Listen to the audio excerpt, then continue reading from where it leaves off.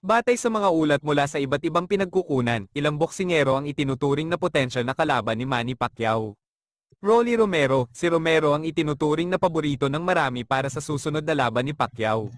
Nanalo siya kay Ryan Garcia noong Mayo taong 2025 at hayagang nagpahayag ng kanyang interes sa isang laban kay Pacquiao.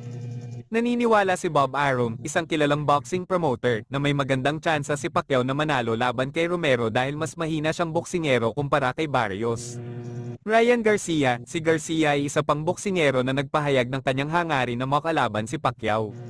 Bagamat natalo siya kay Romero kanina, naniniwala siya na kaya niyang talunin si Pacquiao. Plano niyang lumaban muli sa Disyembre, kasama man o wala si Pacquiao.